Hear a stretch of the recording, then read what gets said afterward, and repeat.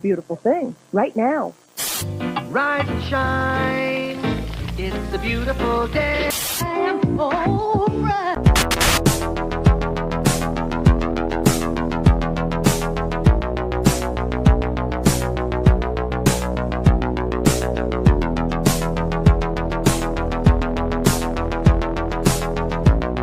About a third of the building has been blown away.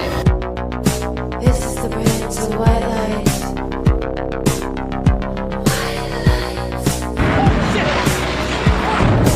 Our very freedom came under attack in a series of deliberate and deadly terrorist acts. And at that point, we were taken for another round of questioning, this time related to our allegedly being members of Mossad.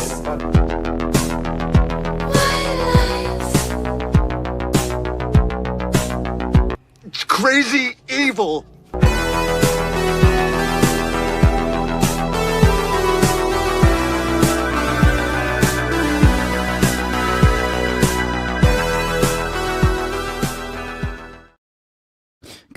Good morning. Welcome to the No Way Jose podcast. This is the Morning Dump. I am your host, Jose Galison. It's August 19th.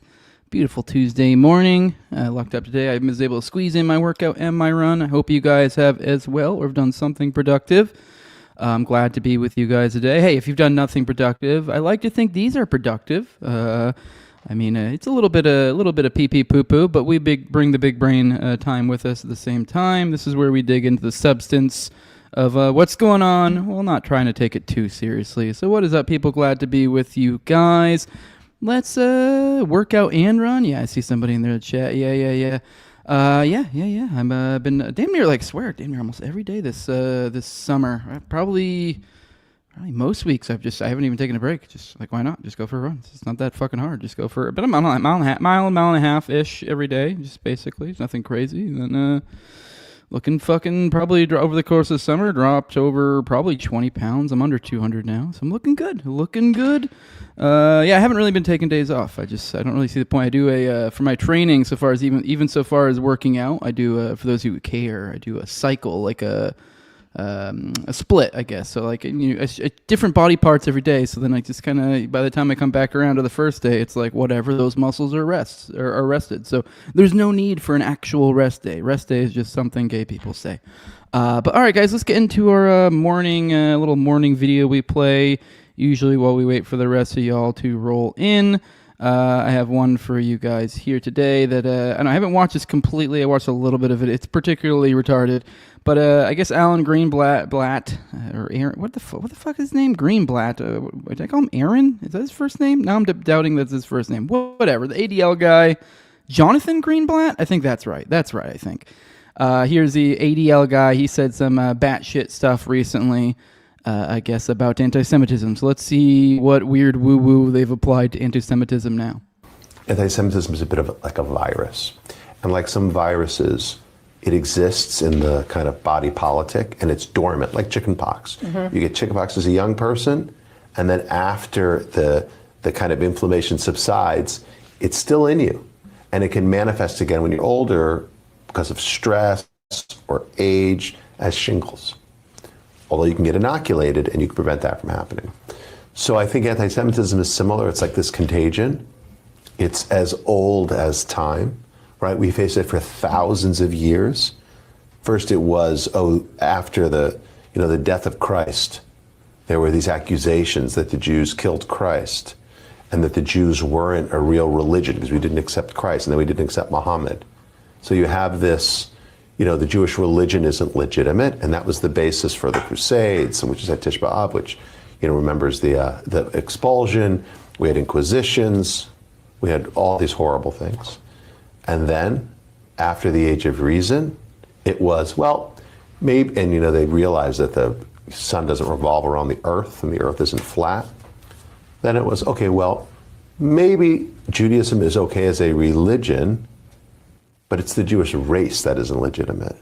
And then we saw kind of anti-Semitism. See how they're right there? That's that right there. I find that very telling. Like, which is it, dude?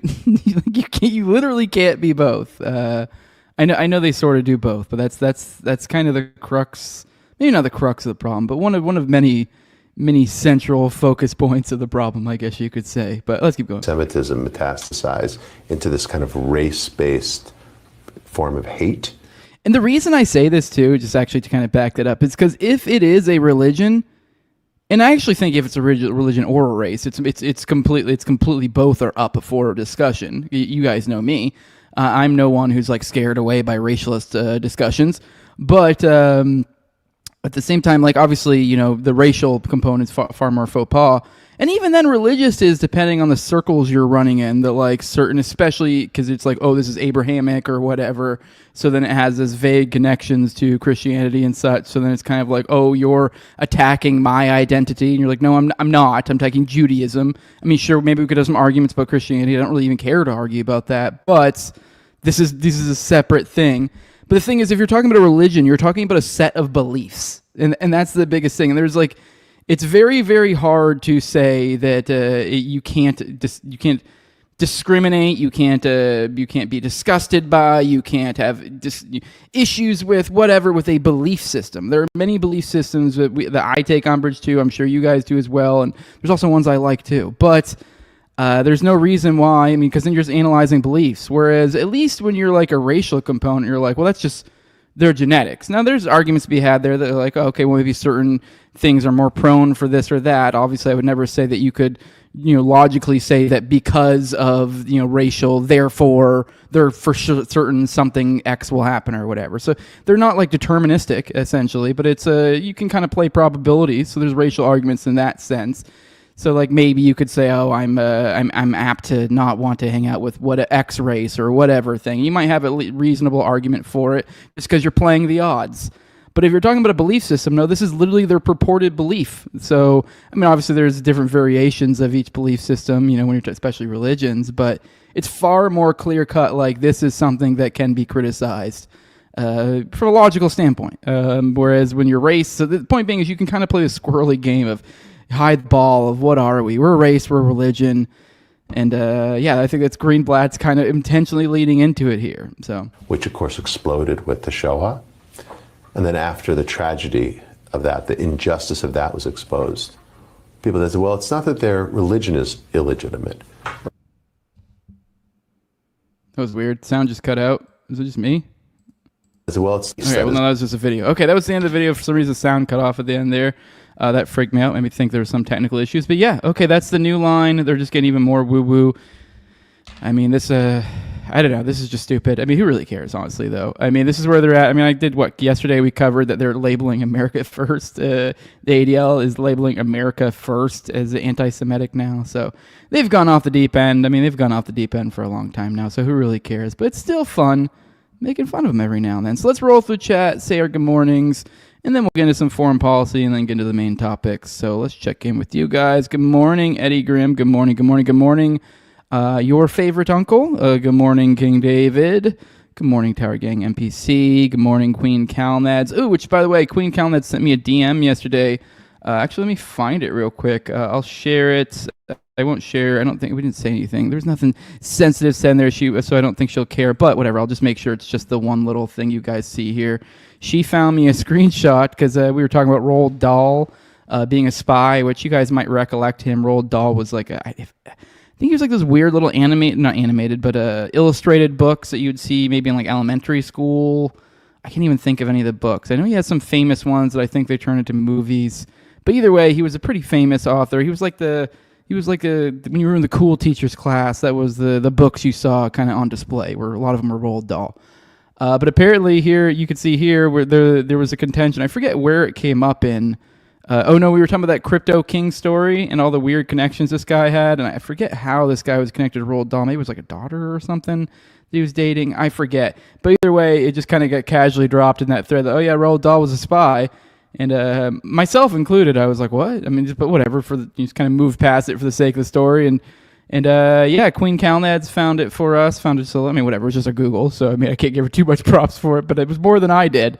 So she looked it up, and according to an AI overview, I guess just from kind of a quick Google, asking if Roald Dahl was a spy, it says, yes, Roald Dahl was indeed a spy during World War II. Prior to becoming a renowned children's author, he served as a fighter pilot in the Royal Air Force. After a plane crash grounded him, he was recruited by British intelligence, MI6, and worked as an intelligence officer in Washington, D.C., according to biography.com and historyextra.com. In his role as a spy, Dahl gathered intel and used his charms and social connections to influence public opinion in favor of the Allied cause. He worked alongside figures like Ian Fleming, the creator of James Bond. Dahl's experiences during this period, including his work with the British Security Coordination, are said to have influenced his later writings. So yes, once again, all of your heroes are are feds or gay. Once again, so good morning, Adrian Brody. Good morning, William Miller. Good morning, Shifty Eyes Shady, asking me if a workout and run. Yes, it was a workout and run. Good morning. Tower Gang NBC telling me to show us a split. I mean, if you guys do genuinely want to know my workout, I guess I would be willing to show it to you, but it just feels like very mundane information most people would not want to know. But I would be willing to tell you. I'll just tell you real quick. I do a 4-day split. Chest 1 day, back another, shoulders another, arms another. I don't do legs, which I know sounds gay, but my legs, I probably should start doing legs again, but I went a long period of time where I stopped doing legs because I did legs a shitload forever. Like that was actually my central focus for the long time was legs. Like I was always took great pride in how strong my legs were. I was squatting 625 when I was deployed to IUD when I was in the military in 2015. Like I was like getting to the point where I was doing like the quad extension machine. I had to put all the little weights you put on it. And even then I was like I'd have to do like reps of like 10 plus or 15 plus just because like I would be doing the whole machine like nothing. Like I got too ridiculous and it wore down on me after a while and I got really like, for example, when I came back from the deployment, I was a fucking beefcake monster that could like just throw around weight, but stairs, man, stairs. They'll get you. So yeah, I took it easy. So now I guess I look at his legs as being my running every single day. Because I don't know. I guess it's more of a, how do I look at this? Fixing the problems of the past. I put way too much focus on strength training on my legs. Didn't put enough focus on things like cardio or other things or flexibility or my joints. And so now I am rehabbing my shit. And so I don't know. Maybe here soon I'll start doing more leg stuff. But that's the split right now. And if anyone wants more, I can tell you more. But I don't know. You never know. There's sometimes people don't know shit about working out. So sometimes this stuff is helpful and you never know. Good morning, Andrew Jacobs. Good morning, John Black. Shifty Eye Shake says you did kill Christ, you man. I don't know why that made me laugh so funny.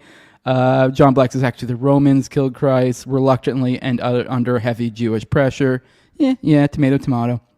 Good morning, Screwed Up Anevsky. Good morning, Gerald Hall. This is Oive Goy Morning. Good morning, Alien Big Cat 23. He says Gerald says I love waking up to bald ADL man. Thank you. It says I hate Israel. Thank you for your attention to this matter. Good morning. Oh yeah, Charlie in the Chocolate Factory says Queen Calneds. That's right. Roald Dahl was that one. Matilda. Ooh, good call. Yeah. Good morning, OP Jeff. Good morning. Comment Mama. Here's Teg says, do you do Pete Heg / RFK quarter length pull-ups? I have not seen those, but I believe you. Because I remember forever ago I watched when there was that first video of like RFK doing a workout. And like everybody was like, oh my God. And I was like, actually like, it's like, I was looking, I was like, what? He didn't do a goddamn thing.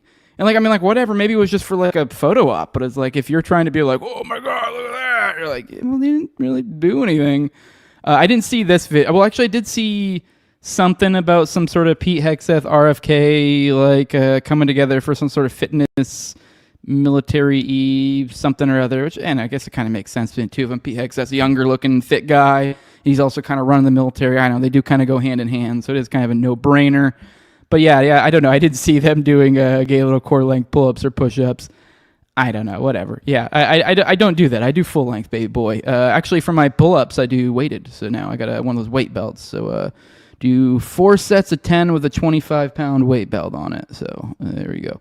Good morning. Oh, what the hell are you? All right, let me see. Seth shared something to me. I'll see if I can't find that in a second. I don't think I can follow that link from here.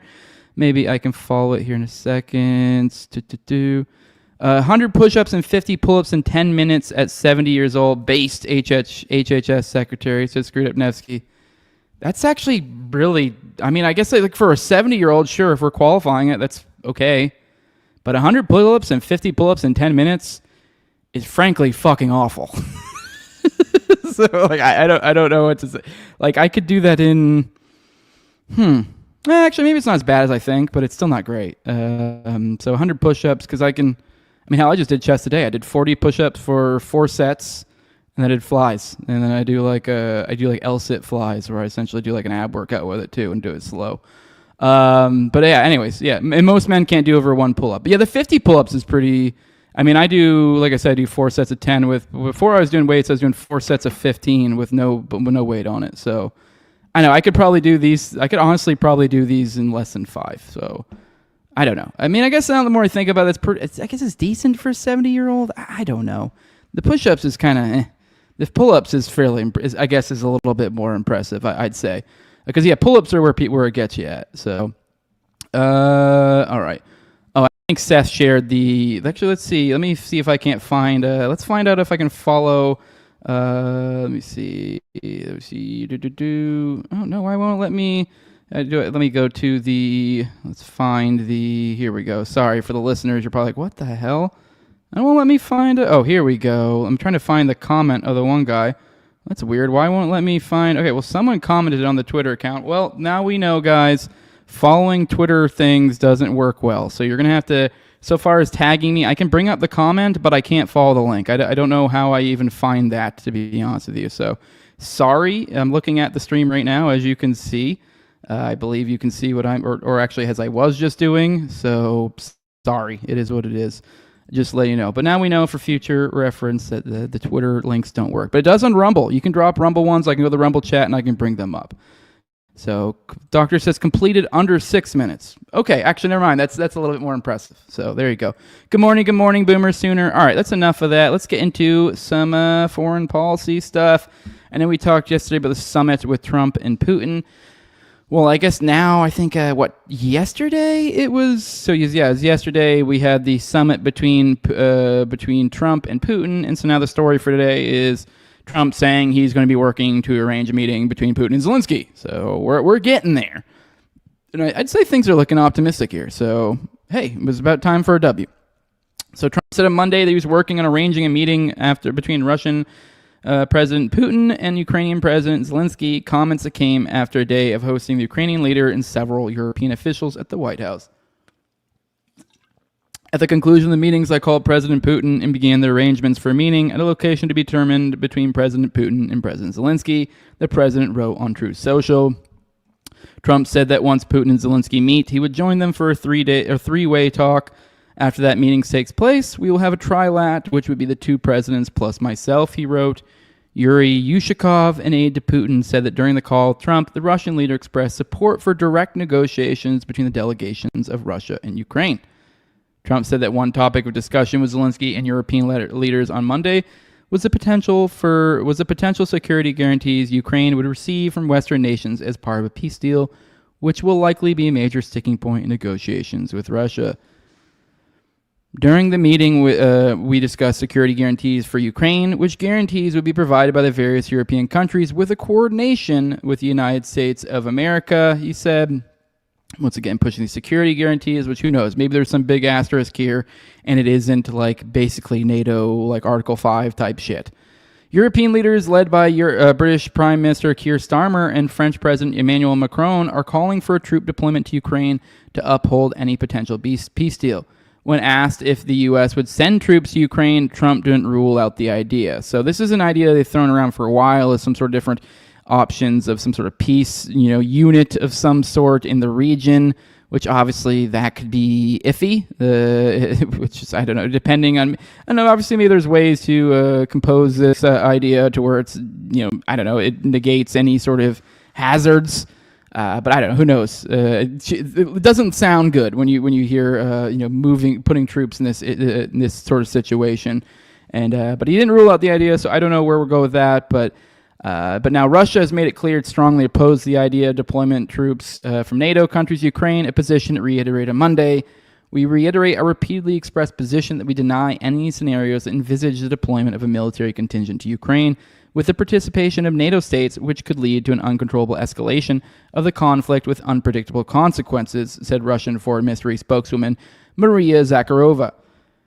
The other major sticking point is the issue of territory. Russia has reportedly offered to end the war if Ukraine withdraws from Donbass region and the lines are frozen in the southern Kherson and Zaporizhzhia oblasts, but Zelensky continues to publicly reject the idea of ceding territory.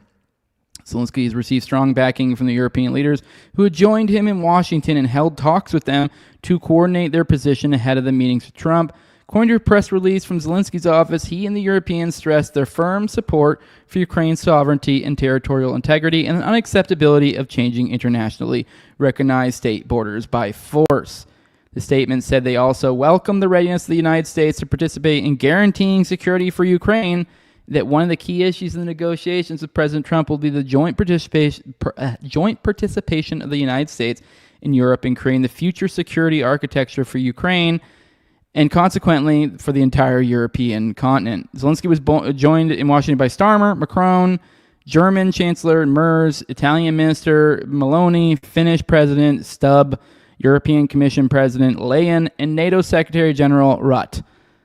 So yeah, he came with a whole retinue of other powerful people this time around, and he's still got a sticking point of wanting security guarantees of some sort. Hopefully, maybe he's scaling down what he means by that, but it really does kind of come down to, dude, you have no leverage. So I don't know. We'll see where we go with this. I mean, things do seem hopeful on this front. But I don't know. I mean, we also got to think now, Trump's probably back stateside talking to the neocons and stuff. So who knows who's in his ear now? So we'll see where this goes. I will say, I heard, I don't know if we can see in this photo. Do you see Zelensky in this photo? Actually, did he have a suit in this one? Huh. Or is that his shirt? Oh, I think he had a suit. That's what I was actually getting at. I think there was a video of him in his t-shirt. So I think initially, in initial talks, he was in his t-shirt. So a lot of people were like, oh, which, I mean, this is kind of a gay thing to talk about to begin with, but whatever. It is kind of a weird, propaganda, move, which, I know, don't get me wrong. I don't, want to give these fucking, blood-soaked people any sort of fucking, respect to their name. So, but that's not what Zelensky's doing. Zelensky's doing this weird, I'm a wartime president. Things are super serious and it's this weird, posturing thing. But now if this was a fuck you, I'm just okay, whatever, here I am. If it was a flagrant disrespect to the office, I'm all right, kind of cool. But that's, as it is now, it kind of, in a weird way, it is disrespectful in a way that I also am dude, what are you doing? Because he's not coming at it from the way that I'm talking about when I'm anyways, it just feels gay to talk about, but it is weird. But I guess I do think it is at the very least a signal of where he is, where his head's at, because I also do think if he did, I guess what I was getting at, he did show up in the t-shirt, and I could think now there were, in later meetings he was in the suit. But it also shows where his head's at, I think, so far as negotiating. Because let's be real, if he's wearing his gay little t-shirt to every little meeting, especially after it's already been kind of pointed out that it's been found to be, seen as disrespectful, and he's still making demands while wearing his silly little fatigue outfit, then yeah, it's kind of dude, what are you doing? What are you doing here?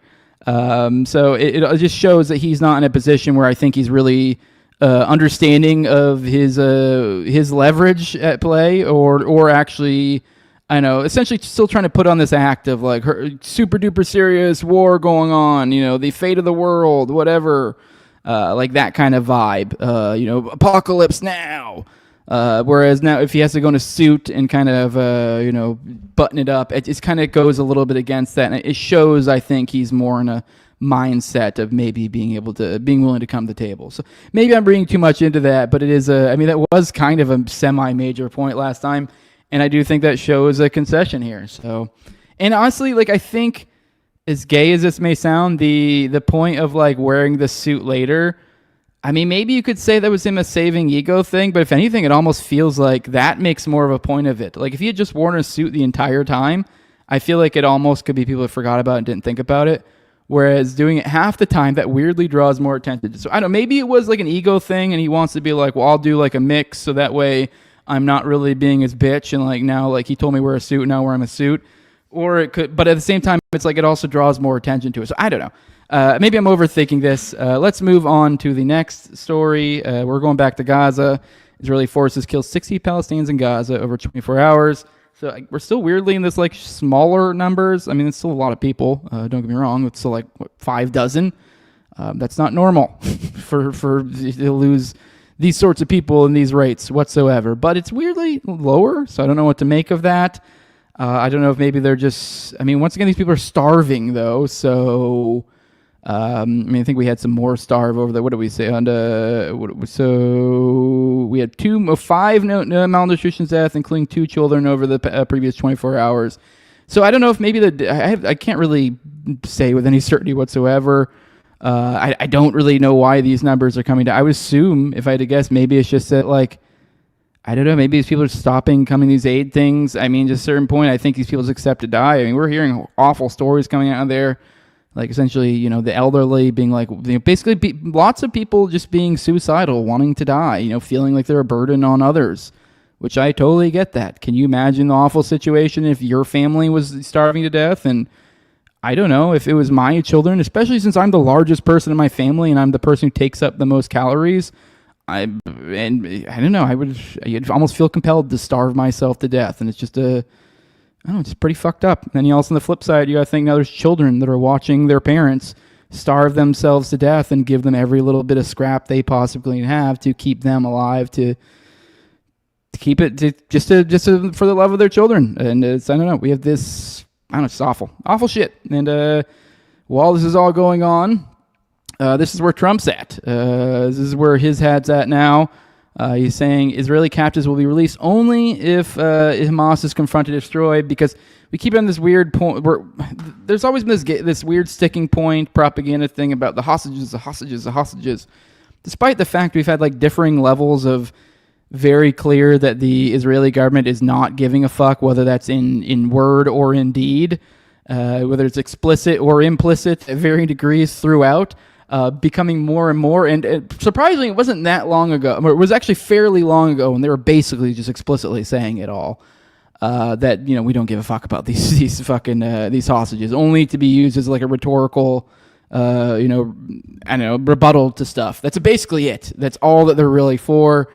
But they've very clearly, as of late, even said that they've admitted essentially that they know that this current action they're on is actually going to be more detrimental for them, but essentially that we can't allow Hamas to win and hurt, whatever the fucking the way they're framing it. But essentially an acknowledgement of, we're not concerned about that. It just is what it is with the hostages. They're probably going to die. But yet we have Trump over here. He's got this weird angle that the only way that now the captives can get released is if we defeat Hamas. So it's bizarre. So the point being is this is where he's at still. He's still pushing it. Just another where he's at. So Trump said on Monday the only way the remaining Israeli captives would be freed from Gaza is if Hamas is confronted and destroyed. A statement that provides backing for the Israeli government's plan to escalate its genocidal war on the Palestinian territory, despite the fact this is completely retarded and flies in the face of reality and the things that he has done. Because Trump himself, who I think he's about to get into in a second, actually, he himself, through Witkoff and in that peace deal, they were able to arrange a number of Israeli captives being released. So the idea that couldn't keep being continued, especially since Hamas over and over and over again has been willing for deals. But anyways, here's Trump again, says we will only see the return of the remaining hostages when Hamas is confronted and destroyed. The sooner this takes place, the better the chance of success will be. The next phase of Israel's offensive will focus on taking over Gaza City and involves forcibly displacing 1.2 million Palestinian civilians to the south as part of an ethnic cleansing campaign. The plans to escalate come as Palestinians are starving to death in Gaza every day due to the Israeli blockade, and a new mass displacement will make the humanitarian situation significantly worse. While Trump claims escalation is the only way to free the captives, relatives of Israelis who remain in Gaza and former hostages are urging for a diplomatic solution. It's funny, we actually didn't cover, there was maybe it was a few days ago, or when it was very recently, there was I don't think we covered it, but there was the captives. Actually, maybe we did, but there was the captives had arranged just actually, I don't remember how they did, but they were sending messages to Trump and essentially appealing to him over and over and over again because he is the one that can actually do something. Here we go. Trump also claimed in his post that he was responsible for freeing hundreds of Israeli hostages, which is wrong. a reference to the ceasefire deal that was signed in January, under which Hamas released 30 living Israeli captives. Hamas also released Idan Alexander, an Israeli-American IDF soldier, as a goodwill gesture to the Trump administration. More than 100 civilian hostages were released as part of a short truce deal in November 2023, and just 8 Israelis have been recovered alive by the Israeli military. So here's the quote there. He says, "Remember, I was the one who negotiated and got hundreds of hostages freed and released into Israel and America," Trump said. "I was the one who ended 6 wars in just 6 months. I was the one who obliterated Iran's nuclear facilities. Play to win or don't play at all. Thank you for your attention to this matter." Which, that right there, that play to win, that has been, I've seen that elsewhere. I think that's I can't give you specifics, but I swear I've seen Netanyahu say something very similar in regards to the recent offensive, and maybe some of the other officials too. But that right there, that seems to be their narrative thing. Is it's like a go big or go home. Is kind of play to win or don't play at all. Kind of like we're going for the gold. It's kind of is the way they're framing it, which is particularly gross. U.S. and Israeli officials have claimed that Hamas is not interested in a diplomatic deal, but the group's long-standing position is it's willing to release the remaining 50 Israelis, which include only about 20 who are alive, in exchange for a permanent truce. They're also working with mediators Qatar and Egypt to restart ceasefire talks and have accepted their latest proposal. Which, actually, let me see if I can find that. Actually, this is the... So on that, Hamas accepts Gaza ceasefire proposal from mediators. Second.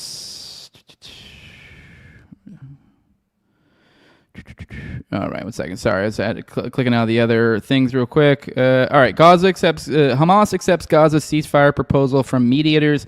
Hamas said on Monday that it accepted a Gaza ceasefire proposal presented by mediators Qatar and Egypt, which comes as Israel is planning a massive escalation that involves forcibly displacing more than 1 million Palestinians from Gaza and staying themselves. So Hamas, along with the Palestinian factions, relayed their acceptance of the proposal put forward yesterday by the Qatari and Egyptian mediators, Hamas said in a statement according to Al Jazeera.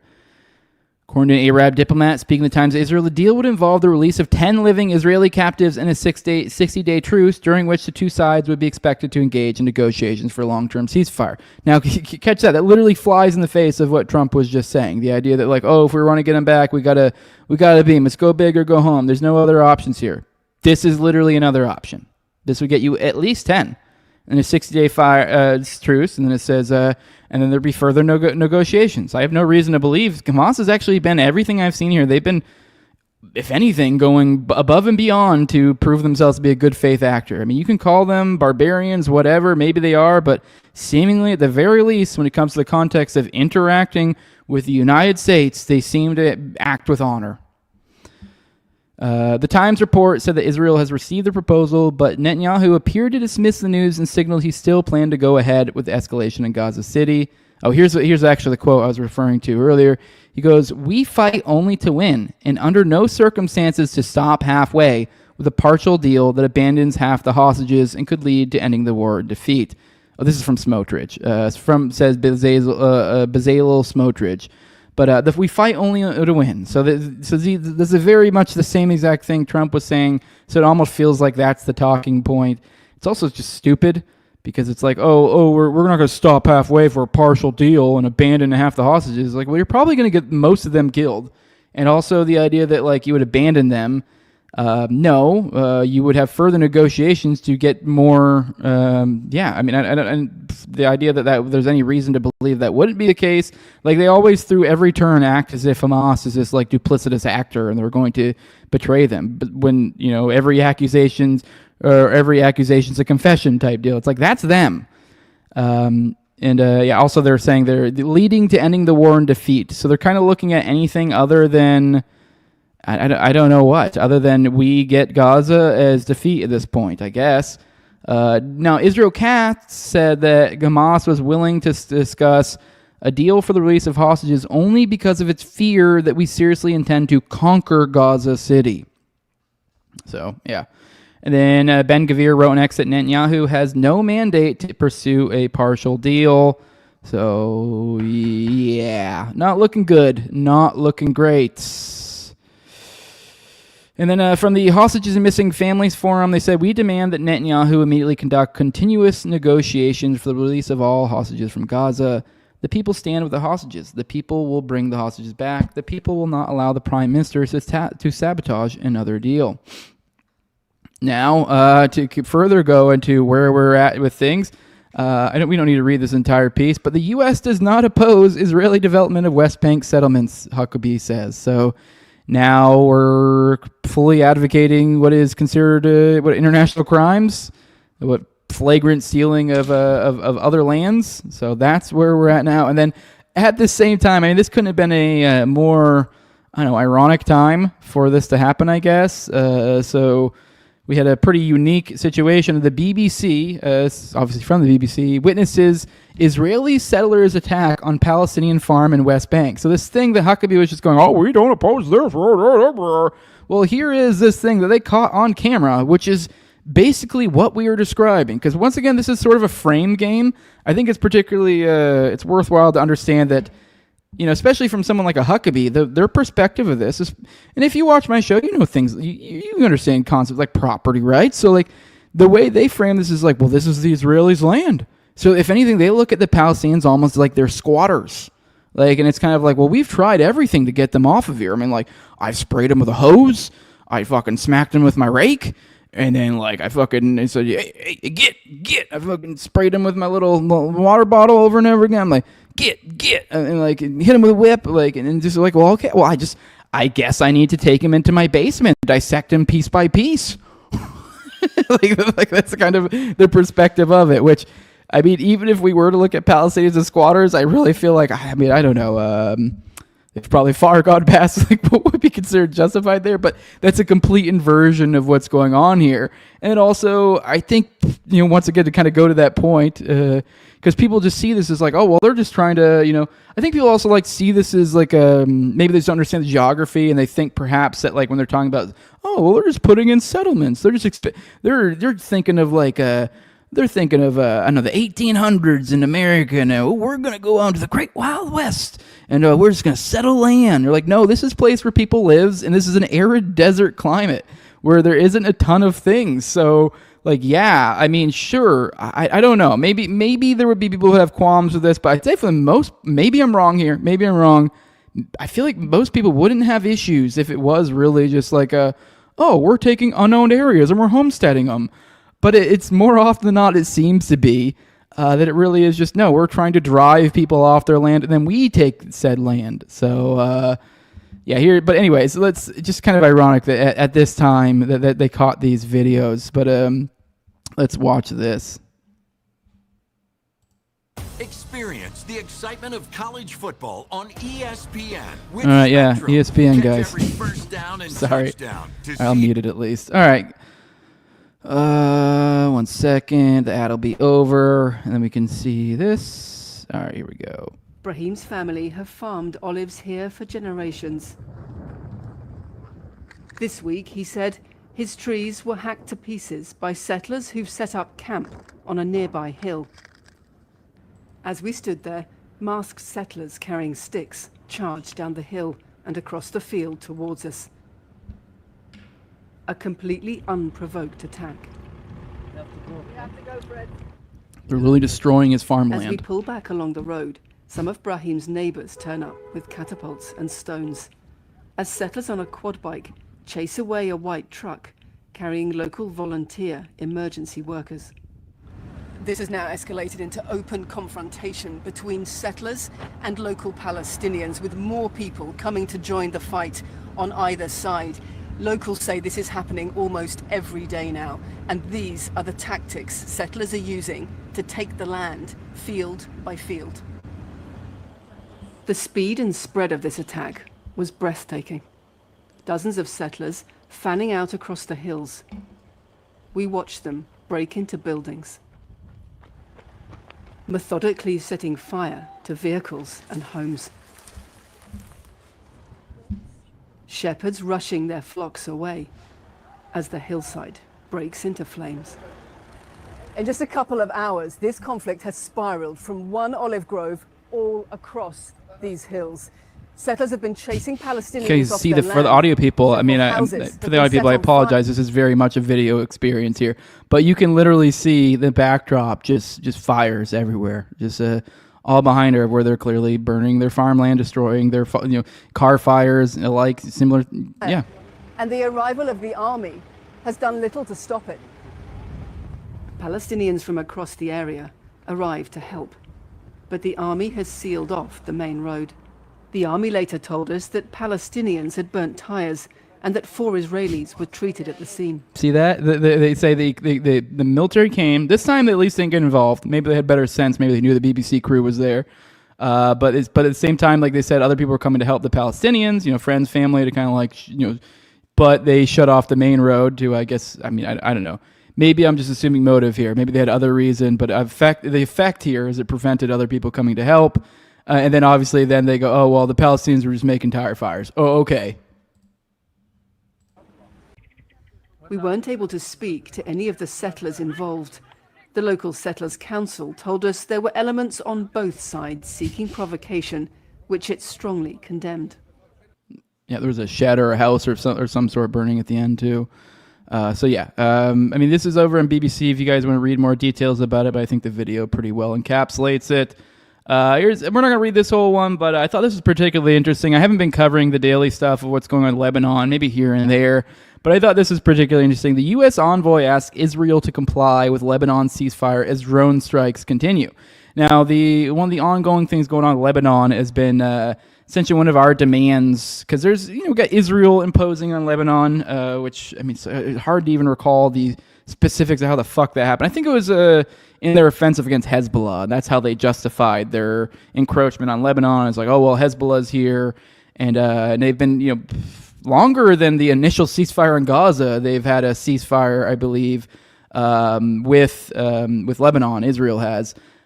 Shortly before that, because they kind of encroached on the land, and then Lebanon demanded a ceasefire. Israel sort of complied, but hasn't really been actually following through at all. They've just been kind of consistently at a low grade, murdering people, maybe onesies, twosies, threesies, foursies every day.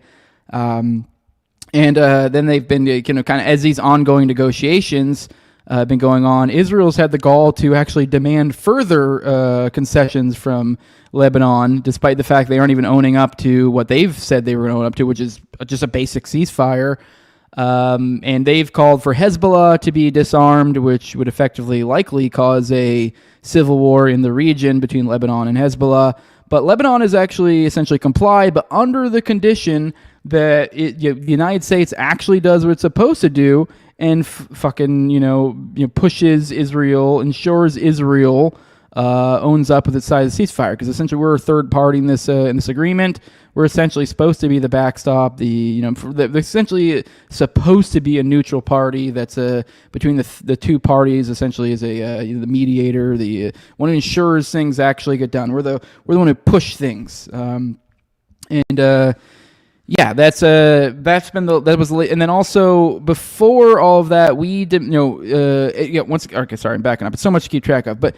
So they demanded as concessions, they demanded for part of the Hezbollah thing, in order to disarm Hezbollah, which would cause a civil war, they said, well, okay, but Israel has to actually comply with a ceasefire, which, funny enough, before that, they had actually requested, and I think maybe even multiple times, that like, hey, could you get Israel to comply with a ceasefire like you're supposed to do as your role as the go-between in this ceasefire deal? And they literally, there's literally a quote from Tom Barak where he said he has no business asking Israel to stop attacking Lebanon. That's an exact quote, but that's the paraphrase of it. And so essentially, which is, once again, that's literally their role. But now here we are, they're asking again, despite the fact they've said, or no, not asking again, they're finally asking Israel to comply with Lebanon's ceasefire in order to advance their ongoing negotiation. It's just absurd. It's just absurd. So now, we despite the fact we said, well, it's not even in our power to do it. Now we're like, come on, let's do it. So here we go. This is the quote from Barak, the latest. I think the Lebanese department has done their part. They've taken the first step. Now what we need is Israel to comply.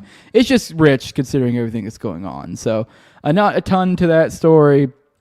But yeah, let's all right, we're done with the foreign policy. Let's go through the chat, see what all you guys have to say, and then we'll get into some of the main points. I bet everyone in the chat would win a fight against Zelensky. I think so too. Yeah.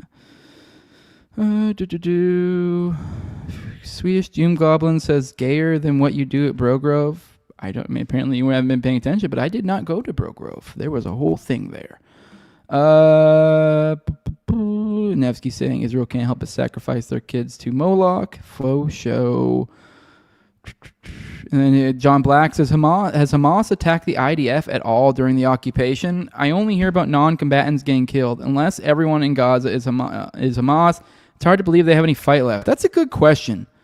I feel like I vaguely recall here and there where you hear about like a couple IDF troops that die from something or other. I swear I remember like very disparate stories about that, but I don't know. I mean, if anyone finds anything on that, feel free to tag me. That's a good question. That is a good question because it doesn't feel like I hear much about any sort of anything. I know at least in like the aid areas and all the areas where the majority of deaths are happening, there's not been any reporting skirmishes as far as I'm aware. So, scrolling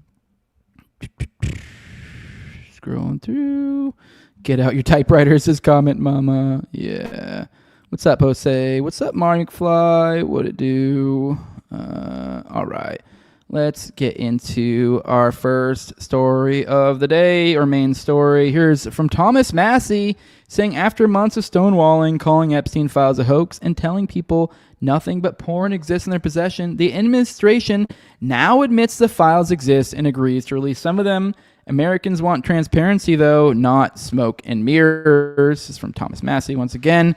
But let's see what the hell this is. I haven't looked into details of this. I just saw this tweeted out like yesterday. So we're going to go through this together. What are the specifics here? What are they claiming when they're saying, we're doing the Epstein files and we're turning them over to Capitol Hill?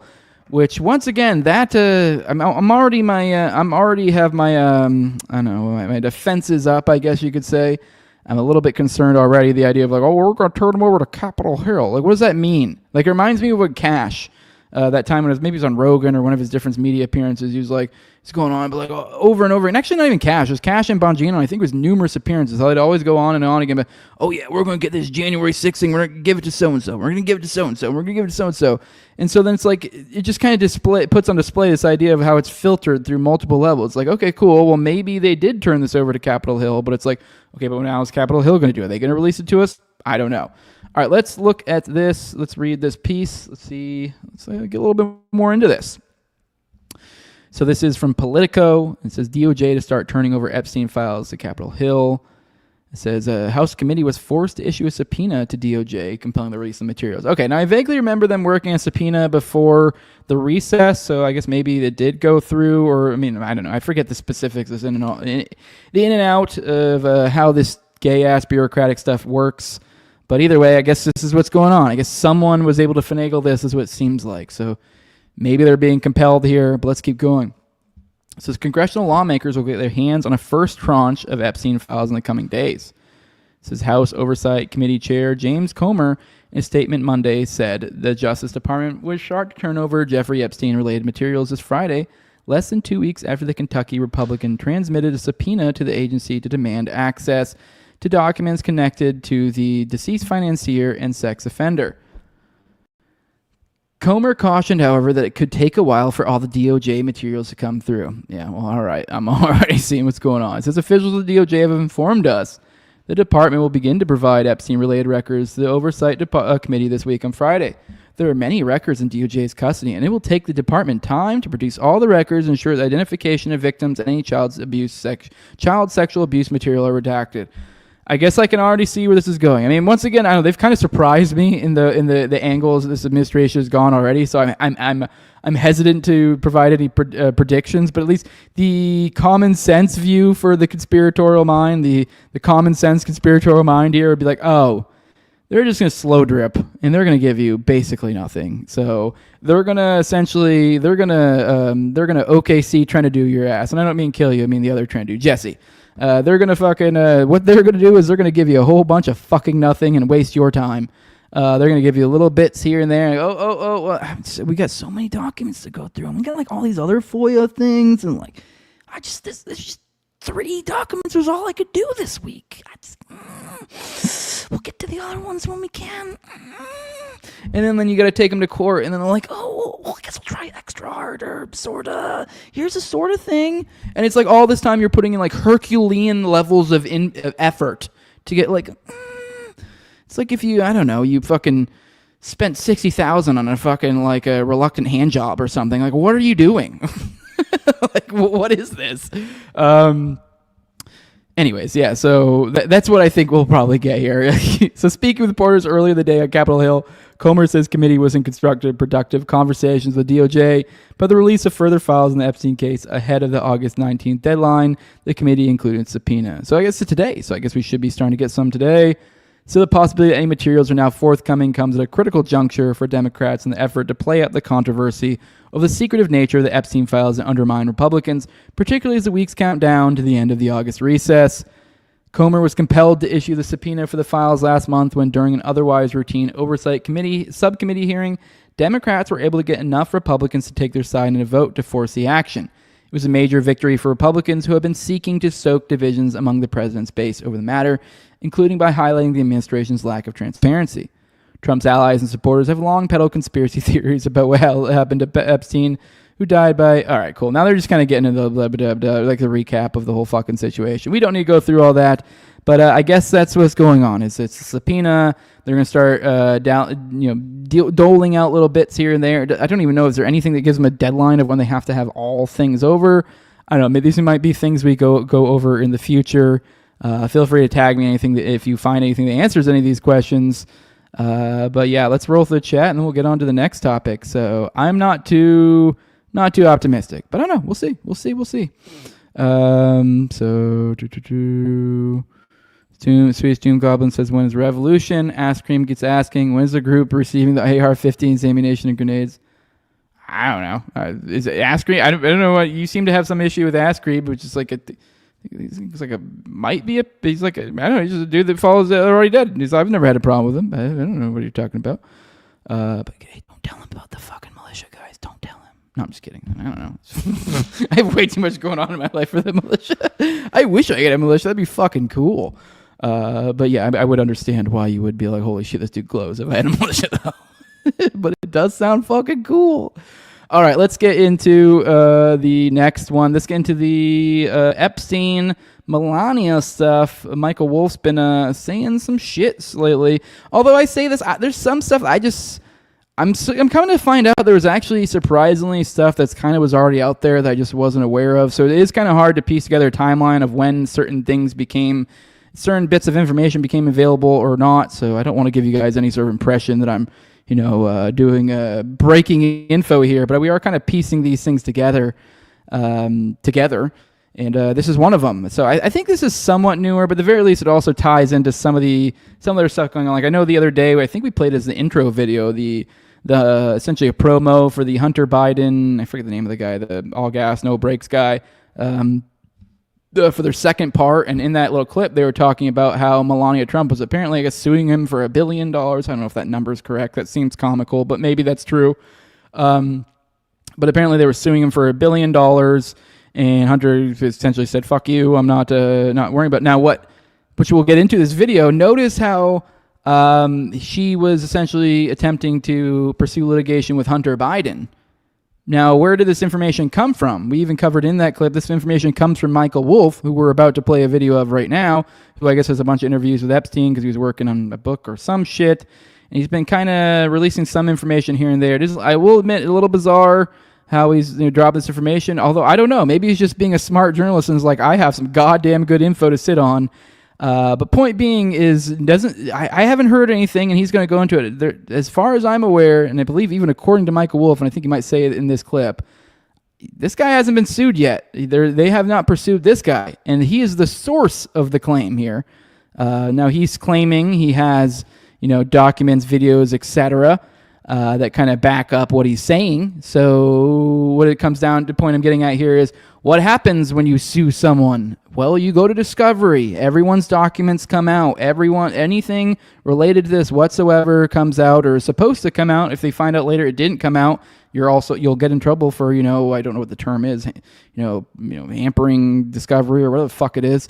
But yeah, point being is, so when you sue someone like a Hunter Biden who's just repeating what Michael Wolff says, if you take him to court, I don't know, maybe there's, I don't know enough about the legal side of this. Like, I don't know what their cases of winning would be. It seems like it'd be very weak, but I think the idea here would be more to scare off, like the idea that you're being sued. But in the very least, you're in a different situation. So the only thing you'd have to be concerned is about what comes out in discovery for you, because Hunter Biden's he doesn't have this information, so it's going to come out in discovery that, Hunter Biden is just parroting something somebody else is saying.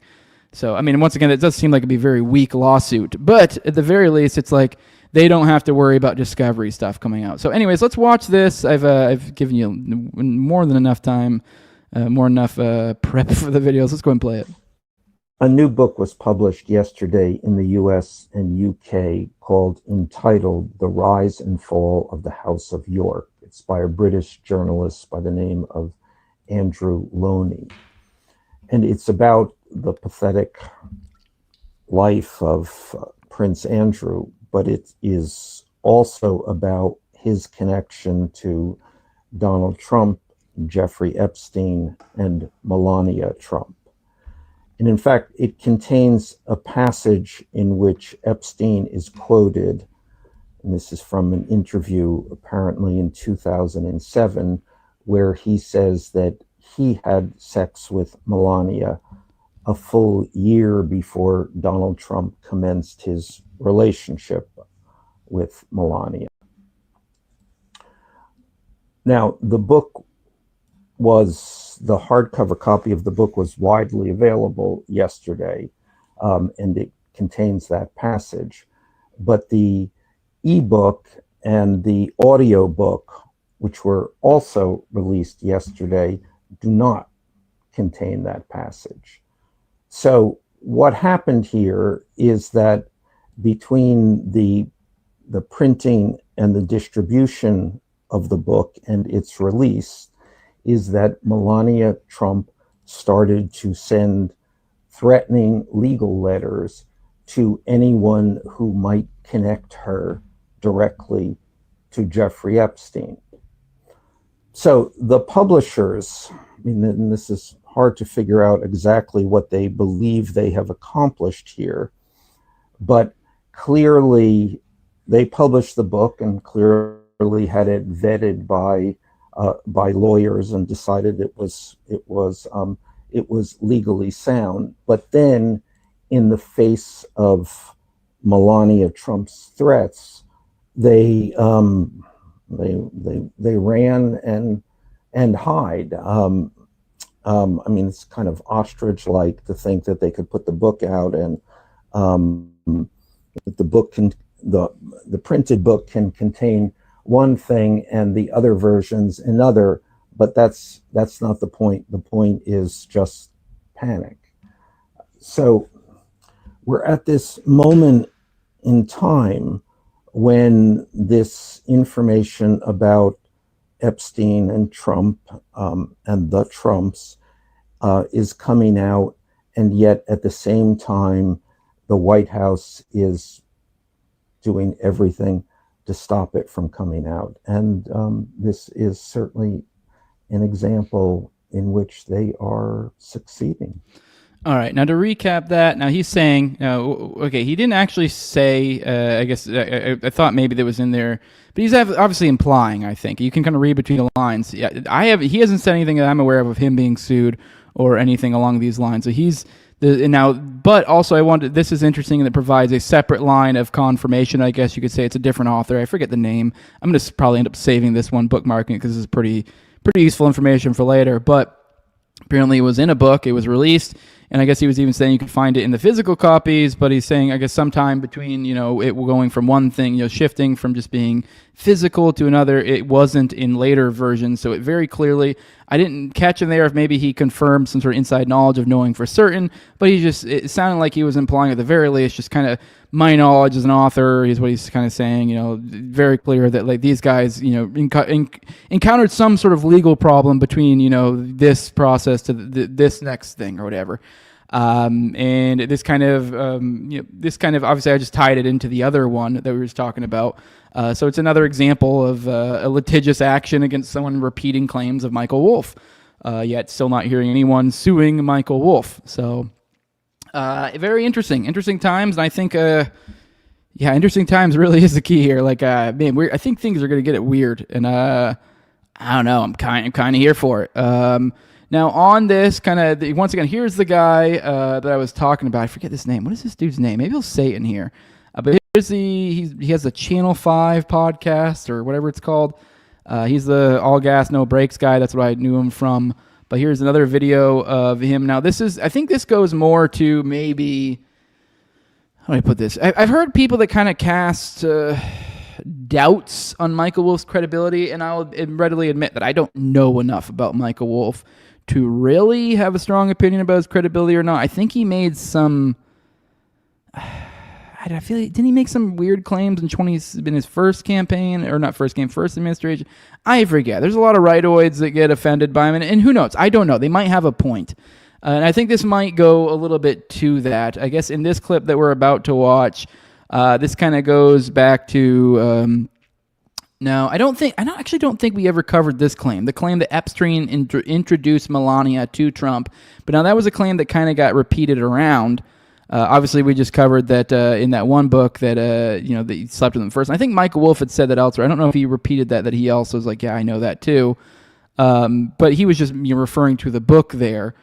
But anyway, so we have the vague claims of perhaps, Epstein and Melania slept together. And then also I think there were claims that Michael Wolff said they were introduced together. But now I believe it was Hunter Biden who was the claim. I thought the claim that was in contention was that, maybe I'm misremembering things. For some reason, I was under the impression that the claim that Melania had issues with was that Epstein, that Trump slept with him on the first time in the Lolita Express. Or it's all so hard to keep track of all these things. So maybe I'm just misremembering these things. But either way, I know he's made both of those claims. But I guess this is the Channel 5 guy or whatever. I guess kind of give him some pushback. Here, kind of like, so it says like the caption here is Hunter Biden should have probably talked directly to Michael Wolff before running around claiming he's just repeating Michael Wolff reporting when he said Epstein introduced Melania to Trump. Michael Wolff isn't even saying Epstein introduced Melania to Trump. So maybe, we'll watch this video, but maybe there's something, maybe Melania has a small grain of like angle of attack here, and that maybe there's a technical truth. I think it's a little bit of a hedging what it means here. So let's watch this. You made the claim that, Melania was introduced to Donald Trump by Epstein. Well, I said that she was introduced through that circle is what I exactly said. Epstein didn't make the direct. So not through Epstein, he said through that circle. So, which is a key difference, which we talked in the beginning. There were that one, I think, actually, let me see. I might be able to find the tab right now. I'll show you right now, which to that point, kind of the idea of, let me see. Let me see if I can find him. What am I looking for again? I'm looking for the Melania thing. Okay. Here we go. Yeah, I found it right here. Here's the Zampoli guy, Melania and Zampoli. Which, God, this is such a terrifying photo. This is apparently this guy right here. I don't think that's Zampoli. That's actually her roommate. That's now, Zampoli was a former escort agent and friend of Epstein and Trump. So this is kind of probably what he means when he says through his circle. And then that's been later interpreted as by Epstein, which I guess we'll get more into that in a second. But here, you guys can see the photo. This is the person that she posed. This is who is that? That is her roommate, Matthew Arabian, is his name. So yeah, and we even covered this at Grok because this is just some random post from somebody, some lady. But then even the Grok even admitted most of this. It's like the guy, for example, like the guy's name's Matthew Atanian, not Arabian. So there were minor errors. But yeah, essentially, Zampoli was the modeling agent who brought her to New York City in 1996 and then introduced her to Trump at his 98 party. So there you go. He's the one who sponsored her visa. And then also the weird, the one visa was for like being a genius or whatever, the Einstein visa.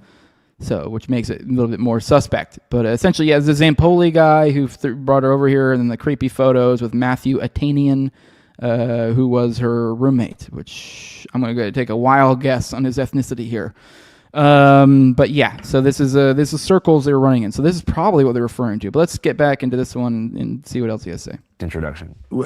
I don't know exactly what the direct introduction. I think that he was at that party where they... So he doesn't even know about the direct introduction, which, to be fair, that sounds weak on its face, but you go, oh wait, well, like he's probably hearing this information from other people. He's not at the party, so he doesn't know the exact, but anyways. They met. So, I mean, again, I think it's just very important to be clear about this, that this was a circle of people who knew each other. Everyone knew everyone. Epstein had known Melania. Melania then I will say that Epstein knew Melania, so at the very least that's significant. They were, maybe they weren't the direct introduction, but it does seem to, at least this bit of information does corroborate the familiarity. He knew the same agents that they were all working with, so that this was, again, I think circle. Don't forget, Trump was running modeling agencies, and so was Epstein. So was Jean-Luc Brunel, all these different people who they were connected to, Casablancas. They kind of were like just these different modeling agencies that were kind of working in together, almost as if almost as a child threat, or almost like a trafficking cartel. Is the right word. This was a social circle. Yep. All right. So there's a little bit to hedge the claim of Epstein introduced Melania to Trump, and then one more. Here is the, I think we talked about this a little bit yesterday, and I wanted to go into this more because, once again, I was like, I want to know. I want to know what the specific claims are here, so that when I'm somewhere talking about this, I don't feel like a fucking idiot, and I'm like, I don't really know what's backing this up.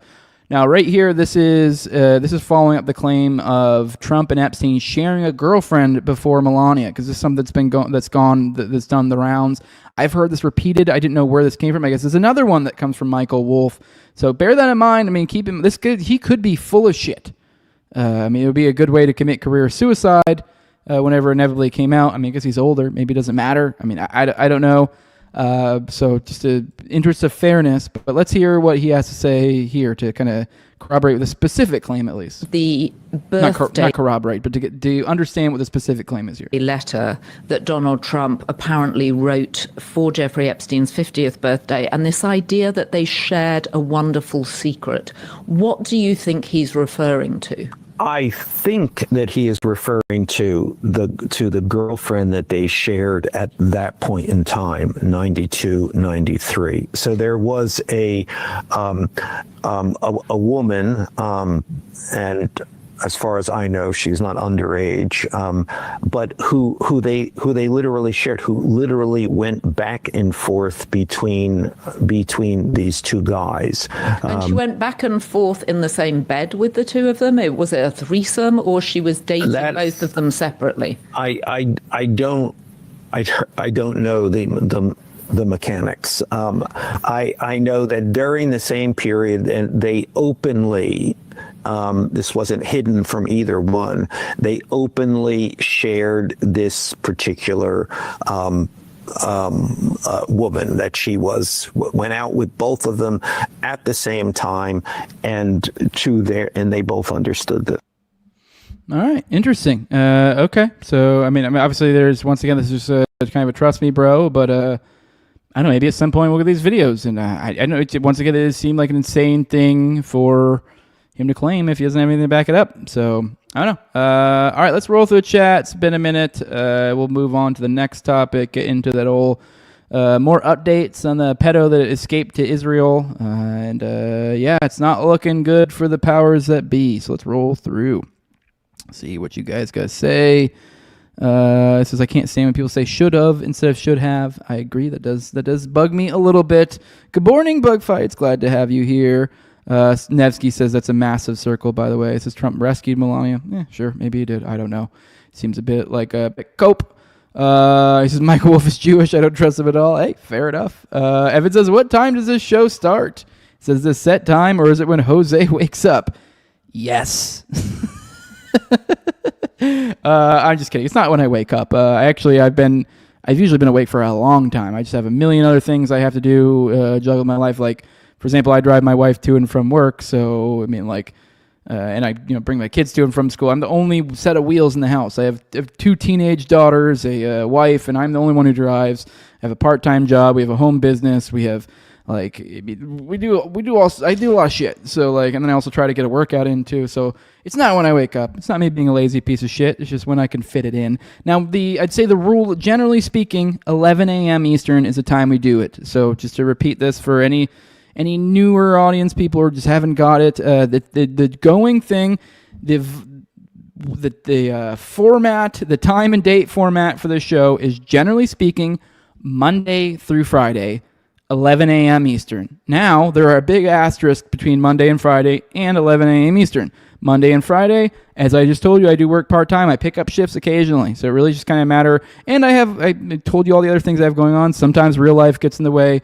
So it's not always 5 days a week, but I'd say more times than not. I'd say usually about 3+ days a week. And typically speaking, Wednesday through Friday, Monday and Tuesday, look at those as like bonus days, because those are the days I typically pick up shifts. For those who care, but for those who want to keep an eye out on when live streams are coming out. So Monday through Friday, Wednesday through Friday is far more reliable. And then so far as the time, 11 a.m., most times 11 a.m. Now, things happen. Sometimes, I don't know, the schedule gets shifted. There's an accident on the highway. There's whatever. And, it's either later or we're just not doing it at all. So just kind of be flexible. But generally speaking, give or take an hour. I mean, every now and then I might do like a special, dump, and I'll do it at like night or at a weird time or something. But for the most part, 11 a.m. Eastern. So just so you guys are aware. So, but all right, let's get into the latest on the Israeli pedo. That didn't narrow it down, huh? Now, this is from the State Department. John Black, thank you for sharing this with me. And it says, this is their take. There's, their statement on the matter. It says, the Department of State is aware that Tom Artyom Alexandrovich, an Israeli citizen, was arrested in Las Vegas for given a court date for charges related to soliciting sex electronically from a minor. He did not claim diplomatic immunity and was released by a state judge pending a court date. Any claims the U.S. government intervened are false. And then Mel, the Village Crazy Lady, in reply says, why was his travel visa not immediately revoked? You'll suspend visas for maimed children seeking medical care, but not sex predators. Despicable. Which, by the way, Marjorie Taylor Greene is already on the money with that right now. She put out a statement. I thought about covering it, but it was a little bit lengthy and kind of felt like a wall of text, and I was like, whatever. Mel kind of got the crux of what MTG was fucking screeching about. But either way, we have Congress member applying her white woman energy, freaking the fuck out about this, as well as she should. I mean, I don't know what could get a woman more animated than the idea that like, oh, your children are free reign for fucking foreign dignitaries to fucking. The fuck? No, not cool. I'm not cool with that. I don't know why anybody should be cool with that. And especially when you juxtapose that with, oh yeah, but the people that we murder violently overseas and pay for, if they somehow are managed to get through the Herculean task of jumping through all the weird loopholes of our visa programs and stuff to get emergency care that's funded privately, and they're expected to leave afterwards, no, that's not appropriate. We can't do that.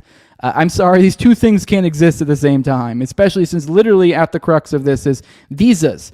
The Israeli dude literally was able to leave the country, meaning his visa was not revoked. That's how that works. He should have been able to they should have been able to shut it off and be like, no fly list, whatever. There's a million things that they sure, whatever. Maybe you could say you can let him post bail. I think that was insane that they let him post bail. But let's say that's the case. Well, at the very least, so you should have put in stopgaps to prevent him from leaving the country, because that's the whole thing. One of the things they determine when you go into hey, whether we're going to give this person bail or not.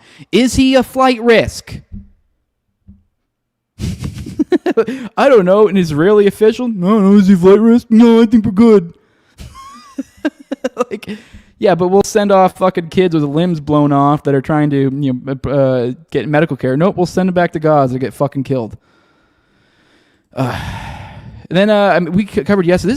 This really is just an insane fucking story. I think it's probably going to get even crazier, and we'll obviously I'll bring you along with me for that.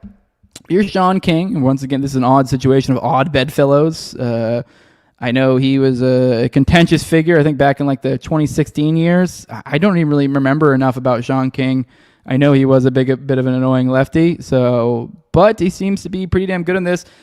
We covered yesterday how he put out a ton of tweets, and he was ahead of it. He was one of the people putting in good reporting initially, kind of sources say type stuff about like connections to the feds, and so kind of like inside info. And then every single tweet that he put out and related to this whatsoever got deleted, which we'll go into in a second. I guess he found out some more information about that, so we'll see what his statement is on that. But here is, I think this is particularly interesting what he has to say here. He says, I have a challenge for each of you. This is Sean King. He says, what you are going to see will shock you. Go here for Nevada court records. And he provides a link, so anyone can go look up Sean King, go look at this if they want to. I'm not going to waste the time and go through all of it. He says, look up the names of each man arrested for sex crimes along Tom Alexandrovich.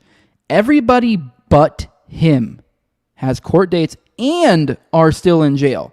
So they have court dates, it's been reported over and over and over again that he has a court date. Apparently, it's looking like he doesn't even have a court date. So it says everybody but him has court dates, and then on top of that, he's out of jail. So we talked about the bail thing. Yeah, all these other people who got busted in this same exact sting, they're still in jail. They did not get bail, and they also have court dates. They have follow-up court dates. So this is, it's bizarre. Here's the names, list them all. We don't need to do all that. Now, I will say there's somebody who did look at this and go, oh, it looks like he does have a court appearance. It says 27 August, which is, I think that's what some people were appearing, but apparently they're saying that's just a status hearing.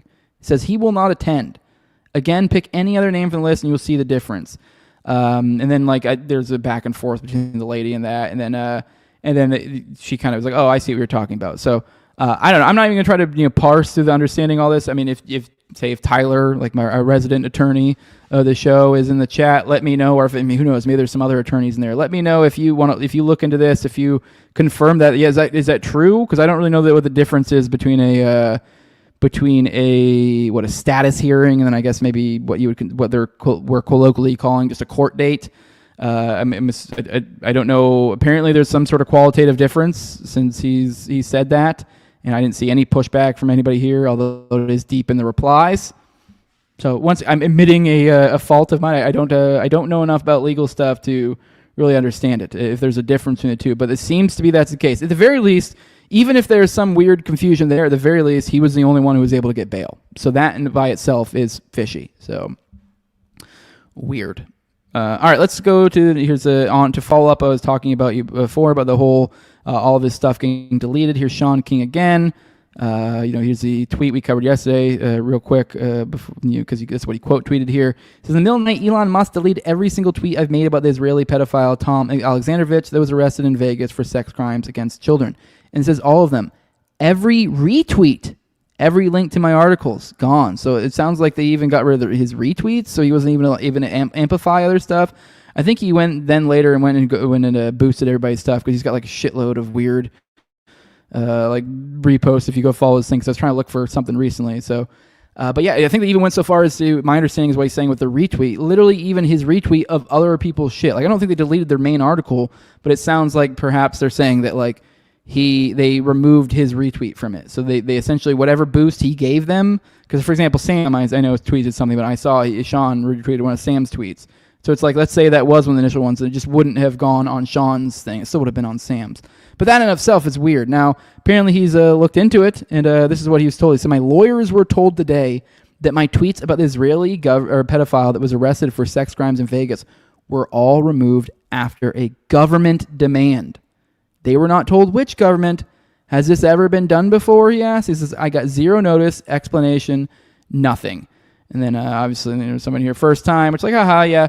And I know obviously we did have the, we had 2016, we had some crazy, and I felt it too. It was some crazy censorship. I'm not denying that. But so it is kind of, I do kind of get the whole first time here, but even this, I mean, that stuff was weird in its own distinct way. And if we're going to compare which was worse, or I mean, I guess I know that'd be kind of hard. Obviously, the other one, I guess, probably worse. But something about it is just creepy. Because it's so, I don't know what it was. We're so focused, so specific. Whereas, like, at least before they tried to like cloud it in like ambiguity. Whereas this one is just so on the nose that it is fucking. This is creepy. This is super creepy. I mean, both are creepy. I'm trying to figure out a way to articulate what I mean, because they're both creepy in their own ways. But one's more of like a wide sweeping ambiguous creepy, whereas one's more of like a honed in, specified, terrifying type of creepy. I don't know. If we're comparing the two types of censorship here, this is weird. I don't like this at all. This is the idea that they could just kind of take this one, gone, like nothing. All right, and then here's some more from Sagar and Jetty. He's been following this. His scoop. He says, I have obtained documents from pertaining to the arrest of Israeli government official Tom Alexandrovich, caught up in a recent Vegas undercover child sex sting. It says, key findings, Alexandrovich allegedly solicited what he believed to be a 15-year-old girl for sex. So he told police he met with the FBI in Vegas, had a future meeting with the NSA, and immediately identified himself as an employee of the Israeli government. Now, it went on the 15-year-old girl thing. I've seen people throwing around, I want to say, I don't know if it's true or not, but I keep seeing people repeating it was someone, he was trying to, get sex with someone who was disabled. But now we looked at I think the charging documents or whatever the hell they're called yesterday, so a specific charge. And it was like I forget this. It was like something / So I think what it meant was like procuring children or mentally deficient people is I think what the charge was. So I still haven't seen anything that confirmed it was both there, because it looks like the charge was like an either or type thing. Anyways, not that it would make it. I guess it would technically make it worse, but it's still fucking bad to begin with. So whatever.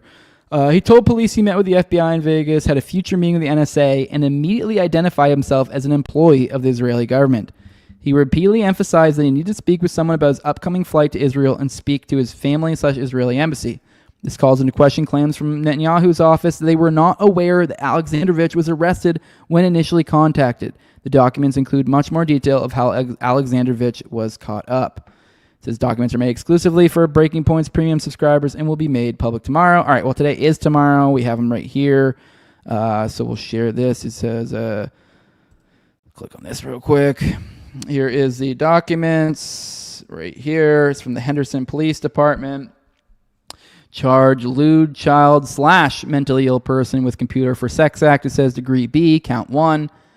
It says undersigned, make the following declaration subject to the penalty of perjury, and says that I, Kohut Mark, am a police officer. Okay, that's a police officer statement, blah, blah, blah. Details of probable cause that I learned the following facts and circumstances which led me to believe the below-named subject committed or was committing the offenses below at predetermined location near redacted. The offense occurred at approximately 19:17 hours on the 6th day of August 2025. Details for probable cause. Here's the case number 25/14695. Crime, luring a minor using technology, a violation of NRS 201.560.4a, a felony. Date, time, this was August 6th, I guess, 2025 at 19:17, so 7:17 p.m. in Vegas. So this is obviously suspect, Alexandrovich. It says introduction. Your blank is a detective currently employed with the Henderson Police Department and a member of the Nevada Internet Crimes Against Children Task Force and Child Exploitation Task Force. Your declarant is responsible for investigating a multitude of internet crimes against children and prostitution-related crimes, to include but not limited to the commercial sexual exploitation of children and sex trafficking.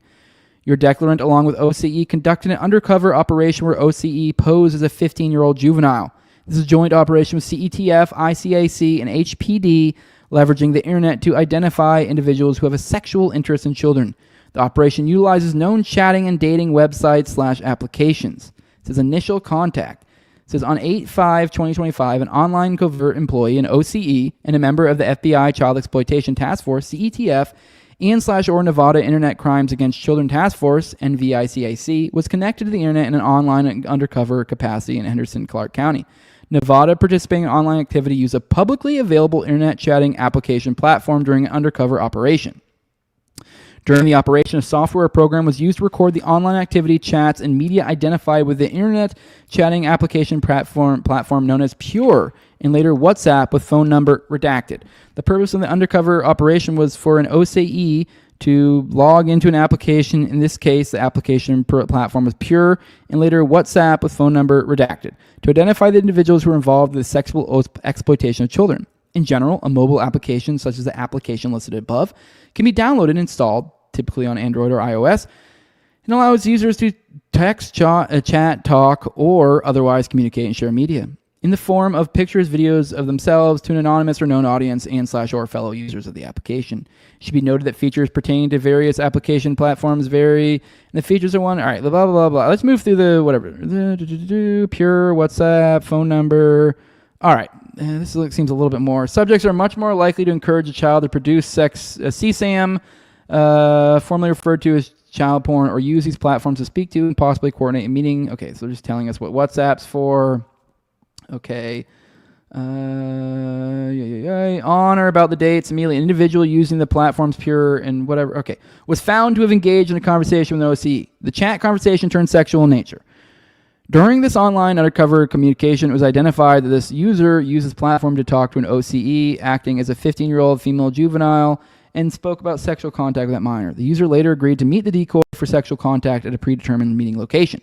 The sexual contact included bringing a condom and taking the decoy to Cirque du Soleil. Okay, so he was going to take this kiddo out to the circus first before doing stuff. A 15-year-old.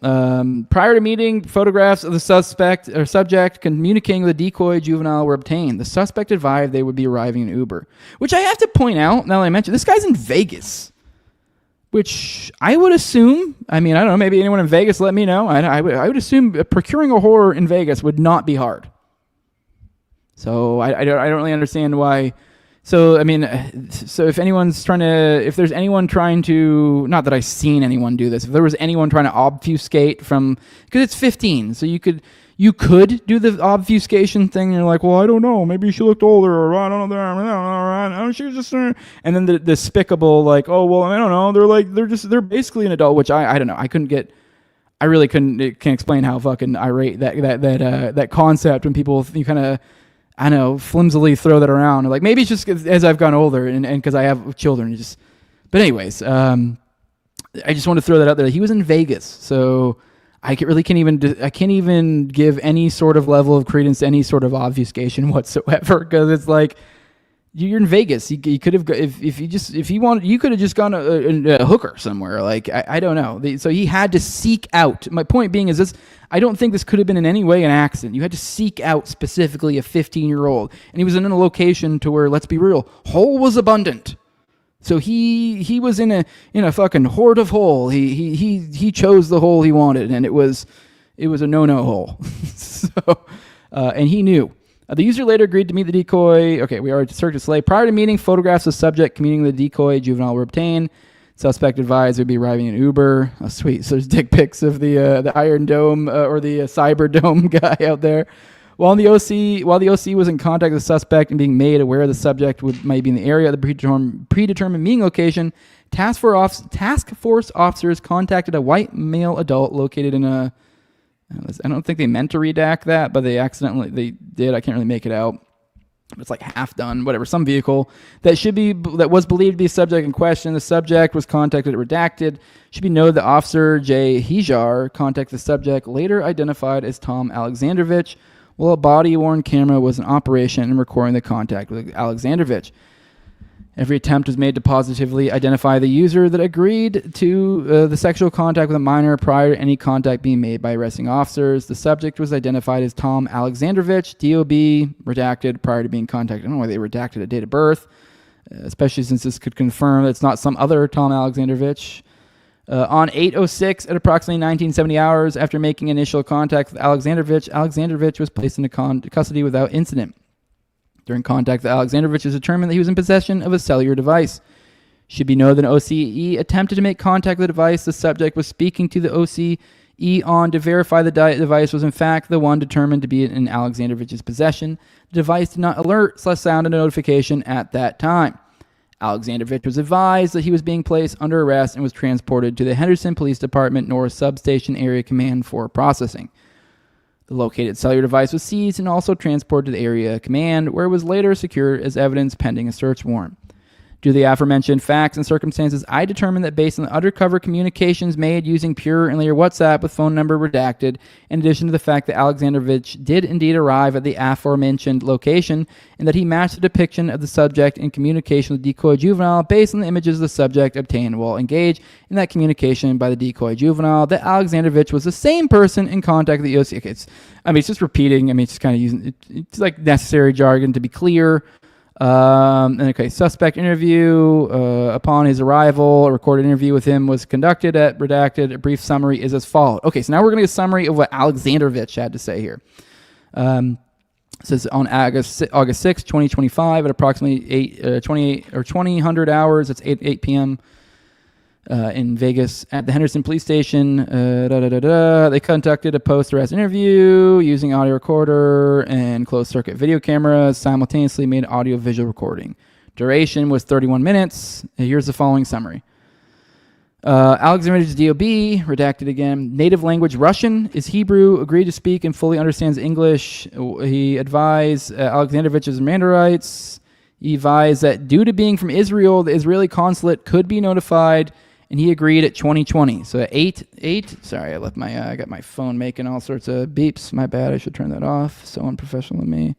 Give me a second. It keeps doing that. Whoever's bugging me won't shut up. Oh no. All right. Well, we're almost done. I might probably have to cut this a little bit short. I gotta go pick up my kiddo. She's having issues. But anyways, we got enough time to finish the episode at least. All right. Anyways, he stated he's never been arrested and was not familiar with the consequences. Oh, sorry. He's from Israel. I'm sorry, I got thrown off. We read that he agreed about the Israeli consulate at 8:20. Then about that they could be notified. He wanted them to notify it. So at 8:20, while he's still in custody, he said he wanted them to be notified.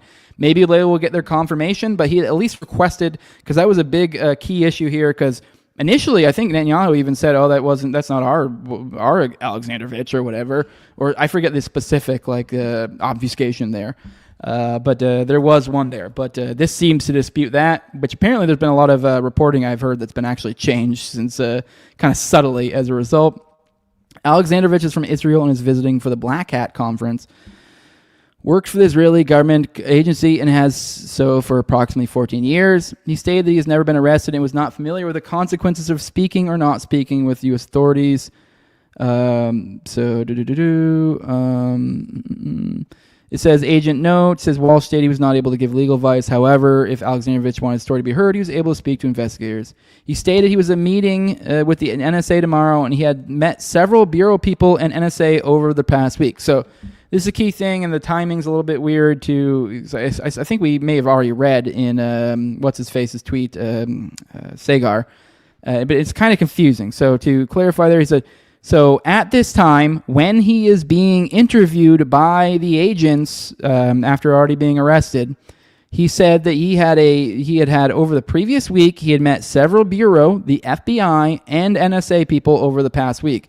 And he had a meeting the following day with the NSA. So it will be kind of interesting to find out later if we're able to find out, did he make that NSA meeting? Because if he went to that NSA meeting and then left, holy shit. Alexandrovich described the Bureau agents as one white guy who was tall and bald and one black guy. Alexandrovich stated he was at the conference to learn. He stated he was in the U.S. approximately 3 months ago for a crypto conference in New York City. He stated he comes to the U.S. approximately 2 to 3 times a year. He stated he uses an international phone number to chat. He said he could not remember the name of the girl he was chatting with, but he had met her on the Pure application. He had photos of himself on Pure and could not recall if he sent photos. He said he's currently staying at the Conrad Hotel on floor 53. He said he uses the name Adam to chat on dating applications. He agreed to go to dinner and show with a date. He believed the girl was 18 years old and the age listed on he believed the girl was 18 years old, that was the age. They worded that weird, but essentially that he thought that she was 18, that was the age listed there. He said he stated the girl pushed him to talk about bringing a condom, yet could not remember how many times the girl pushed him. He said he was embarrassed for being arrested. He asked how much bail would cost and why he was under arrest. It says the agent he had advised Alexandrovich would be transported to jail while under arrest due to the chats with being with a girl at the age of 15 and their communication of sex and a condom. Alexandrovich said he would need his glasses as contacts for his eyes. He said he had his family members' phone numbers memorized. He said he was in shock and needed to contact someone about his international flight back to Israel. He said he did not know the numbers for the Israeli government. He stated his family was in Israel. And then he said it was very important to get numbers for his flight. And he said his flight was on Friday to New York and that he will fly to Israel. He said his phone does not have a password, but that uses his right thumbprint. So he needed the following numbers from his phone, and they're redacted. He asked if he could message his family or make a call to the embassy. He said that would not possibly be now. He said that we'd like to participate in a polygraph. He said it concluded at 8:30. This is probable cause statement. I don't need to read all that. That doesn't matter. Alexandrovich also admitted to having been engaged in the aforementioned communications that decoy juveniles articulated under the summary of his interview. Okay, I think that's the end of it. Yep, that's all. I think everything of substance. I know there's a lot, but I mean, hey, that's like basically all the specifics there. That's all the shit. All right, let me see. What else do we have on? Do we have anything? Well, we do have more on this. Here we go. This is where we should start right here. So look, this here's from Max Blumenthal. He goes, Sigal Shattah, the acting U.S. attorney who enabled the flight of accused Israeli child sex predator and cyber spy Tom Alexandrovich, campaigned for Nevada AG by boasting of her Israeli citizenship and pushing crass hatred of Muslims. Her campaign ad was called Israeli Born. Oh, audio's out. I'll fix it real quick. Give me a minute. Damn it. It did the stupid StreamYard thing. I've gone a long time without having any StreamYard issues. It went a long time. All right, here we go. We were due for one. Here you go. All right, we should be good now. Let me double check. Yep, you're good. All right, give me a second. Let me set that video back up. All right, let's go. The radical left is burning down our country and attacking Jews in the streets, and Ilhan Omar is fanning the flames. I'm Sigal Shattah, an Israeli-born lawyer running to be America's #1 conservative attorney general.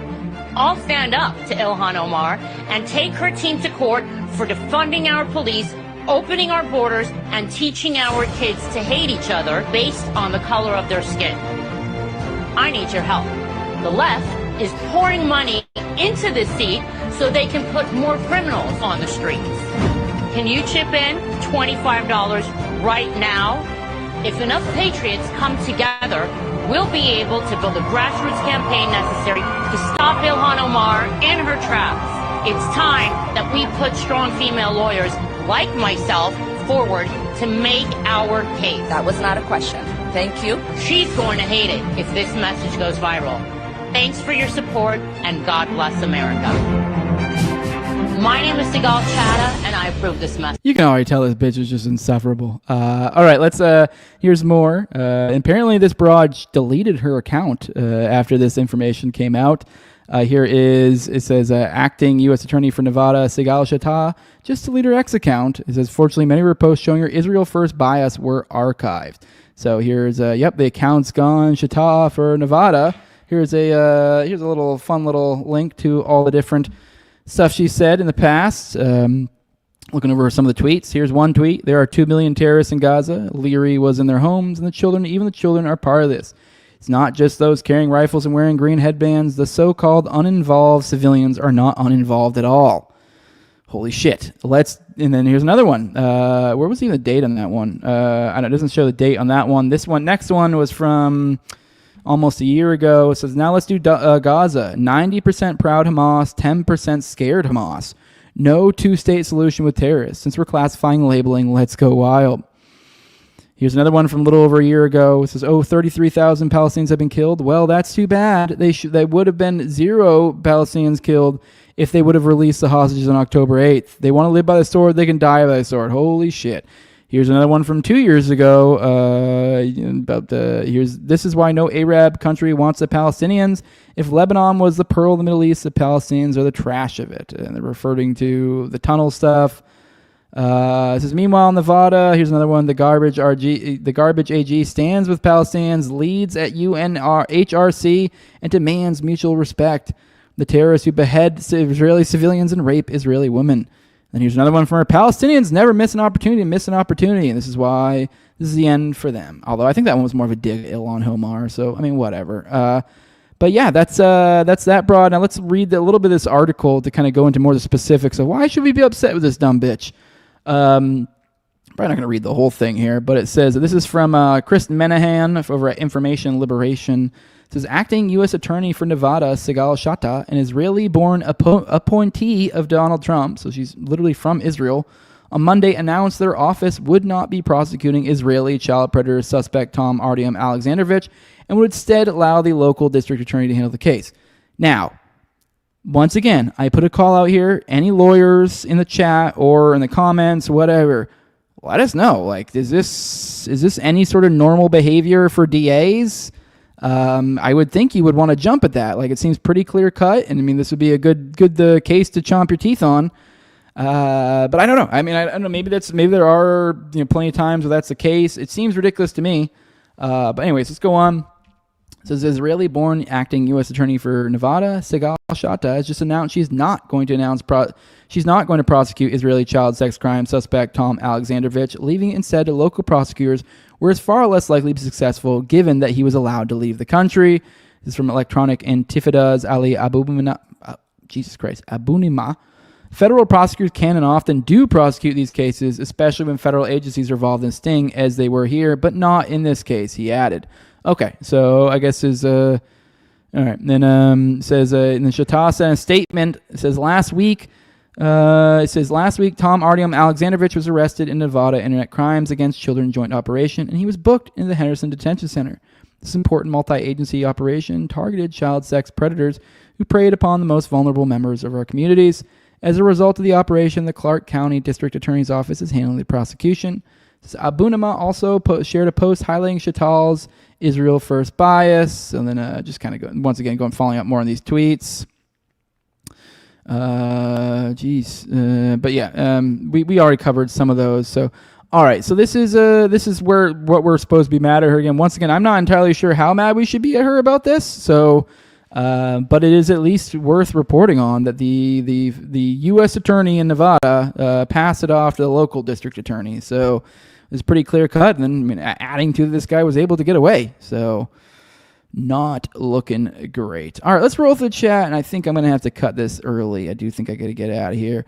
But whatever. We'll just make tomorrow a little bit more beefy. I was going to, just a little bit of a teaser for tomorrow. I was going to cover also apparently over in Israel. Actually, fuck it. Let's cover this story real quick because this kind of butts up to this. But tomorrow we'll get into the whole Norway crown princess or prince being charged with 32 counts of rape. Get into some of that because that was I know we've talked about him in the past, but it's just kind of, and I guess we kind of anticipate this might happen. But I found that particularly interesting, so we'll probably cover that tomorrow. But let's finish off with with one last story here. That I found particularly interesting. I see this one right here. It says 100% of Thai women working in Israeli agriculture report being sexually assaulted in Israel. 654 of 654 surveyed. This is a report by immigration experts Dr. Yahel Kurlander and Dr. Shahar Shoham said the state of Israel has abandoned these women and that filing a complaint can mean losing both job and home. And then I found this particularly interesting here. There's someone in here that says all wars are banker wars. As the majority of Israelis think rape is okay as long as the rapist is acquainted with the victim. So a third of Israeli women report being sexually assaulted by their doctors. So this kind of society-wide depravity is inevitable in a supremacist culture like Israel's. And so they shared a couple brain for articles. I can think of that word. That's easy. To back up their points. Here's Haaretz. Here's one article. It's a study. 61%, now Haaretz, the Israeli publication, 61% of men don't see forced sex with acquaintance as rape. It says when asked whether they viewed forced sex with a spouse as rape, only 8.5% of women and 7.3% of men said yes. It says, over half of Israeli men, 61%, do not consider forcing sex on an acquaintance as rape. study conducted by Tel Hai Academic College recently found. Moreover, 41% of Israeli women share that view. And then here's another one. It says 1/3 of Israeli women experience sexual abuse by healthcare providers, study finds. This is a new health ministry study exposes alarming rates of sexual abuse in the Israeli healthcare system, low incident report rates, and a lack of awareness of who to report to. Which I will say the doctor one does sound a little bit bizarre. Like, I almost find it unbelievable, but I don't know. As much as I've been covering Israel, it is one of those ones where you're like, I don't know. I kind of could believe it. And here's the article. This is from the Jerusalem Post on the agricultural workers being raped to a literal 100%, which is, once again, that's also like to kind of to jump off the little thing we were talking about a second about the healthcare providers and the 30% of women report being essentially sexual abuse by healthcare providers in Israel. That seems like a ridiculous stat to me. It seems unbelievable, but same here, just in that 100%. But like more and more, the more you dig into the state, the more you're like, Jesus Christ, what the fuck is going on here? So the report compiled by immigration expert Dr. Yahul Karlander and Dr. Shahar Shaham detailed 654, that of 654 Thai foreign workers questioned, all of them said they've been exposed to sexual assault. So the state of Israel has abandoned these women. A woman that wants to complain has no clear course of action. So if a foreign worker is required to quit her job due to complaints she filed, she is also in fact losing her place of residence. Noted Cherie Levron, the commissioner for the rights of foreign workers in the economy and ministry. Some are not even fully aware of all their rights. It says representatives from the NII and Israeli police know their systems do not possess the necessary data for complaints from foreign workers and immigrants. We have data for complainants who are not Israeli citizens, but that might also apply. Let me restate that I said a "not" in there, an accent. We have data for complainants who are not Israeli citizens, but that might also apply to tourists, a representative from Israeli police stated.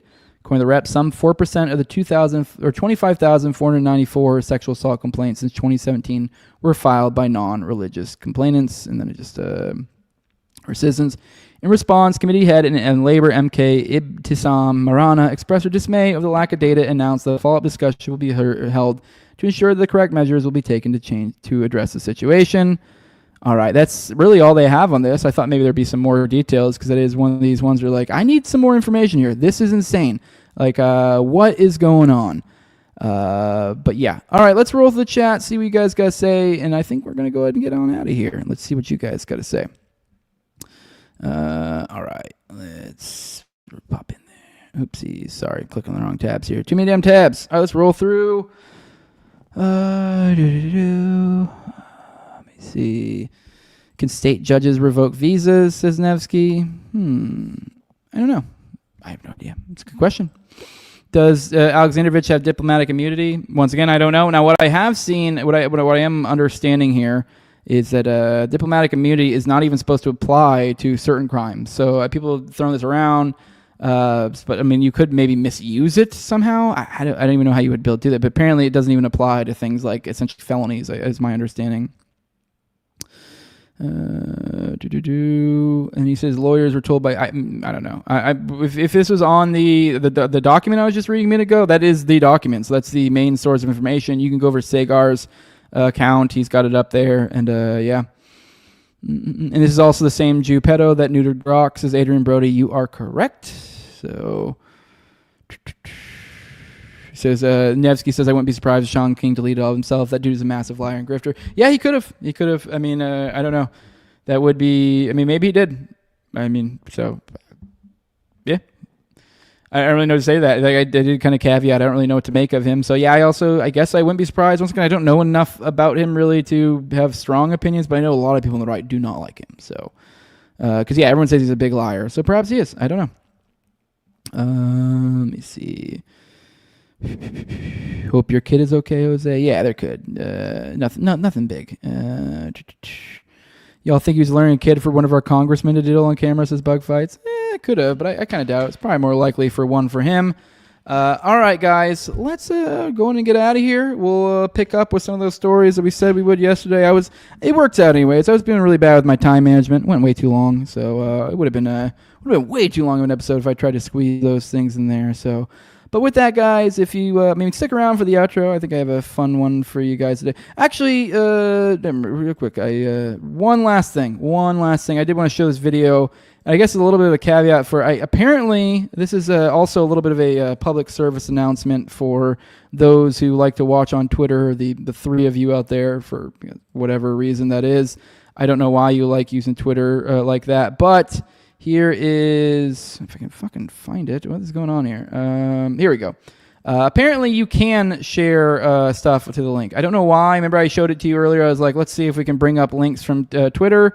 If I go to the stream from there, I can. I don't know why. It was just really delayed for some reason. But here is what he was referring to earlier. He was making fun of them. This is the video of RFK and Pete and Bobby against Secretary Pete Hegseth. And I want to say saw a lot of people in the chat going, oh, he's really great for 70. Like, you know what? If I was, sustaining myself on the souls of children that hadn't really made it to a point in their life to where they had, things resembling like higher level sentience, then yeah, I also think I would be able to do like 300 pull-ups. So like I'd be doing laps around him at 70. Like he's sustaining himself off the lifeblood of children, and still this is what he gets: a lackluster performance for a. I'll say it even then. Okay, for a 70-year-old, but like, okay, for a 70-year-old that sustains himself on the blood of the innocent. Like, okay, like he should have been doing better. Like, step it up, dude. Like, or curb your adrenochrome consumption. I don't know. All right, let's get out of here now. I just want to show that. I also just want to let you guys know, for those who do like to share things to the stream, because I do like the idea of sharing things around in here. You can put links in the Twitter. It's just YouTube. So Twitter and Rumble, you can drop links. I'll be able to follow them and bring them up on there. YouTube, you can't. They censor all the links. It is what it is. So just a warning. But all right, guys, let's go ahead and let's get out of here. But for those who want to boost what I'm doing over here, want to help me out, and if you don't want to chip any money, and I totally get that, leave a like, share, subscribe, comment, leave a 5-star review on iTunes or Spotify. Follow me on Twitter at TowerGangSA. Those are all steps you can take without having to give me any money whatsoever, and it helps me grow. But if you do want to give me money, I like that. Money's cool. And if you want to grow the show in the best way you really can, that's the way to do that over at patreon.com/NoWayJose2020. The lowest level is $2. That's where you get access to early episodes. I do about 1 to 2 of those a week, and I usually keep about 4 behind the paywall on any given time. So it's weeks of paywall content. You also get access to the ad-free RSS feed. You also get access to Telegram. You get access to the pre-show and priority on the call-ins for me and Austin's weekly live call-in show, which is on Tuesdays tonight at 9:30 p.m. Eastern. So join us there. You can get your calls in and hang out with us if you want to. Hear us spurg about the latest of the week. And and also give a big shout out to my sponsors, who's the highest level of my Patreon. A big shout out to the homie, the previous co-host on Tower Gang, at Learner Toad, also at ZOVRECK, @_InfantZeal. Tim Tuttle, at John Klebold, Will Bell's Delicious Blueberry Rabbit Eye Wine, big fan of the show Torme, at Wayne Taculus, and Not Masad. And with that, guys, hold on. I think I have a outro for you guys. Don't leave just yet. Let's see. What do we got? What are we going with? We did the goats yesterday. What do we got? Let's see. All right, this one's a fun one. You guys will enjoy this. All right. Let's see. Here we go. All right, guys. I'll see you all tomorrow. Love you all. It should be tomorrow. I don't see any reason why I wouldn't be tomorrow. But 11 a.m. Eastern, give or take, I should be here. And also tonight, 9:30 p.m. Eastern, already dead. Show up. Hang out with me and Austin. But all right, guys. Love you all. Deuces. Get down on the fucking ground! What is wrong with you? I just wanted to test it out. It's a good way to get yourself shot. That is a really stupid thing to do. We don't carry guns here, but if you do that in a gun store, he's training to be a cop. That doesn't matter. You don't do that stuff. That is dumb. No, he's training to be a cop, man. Bullshit. Huh? He's trained to be a police officer. I'm sorry. Yeah, he's training. Pro shop. If you're training to be a cop, No, you're that doesn't right. work out.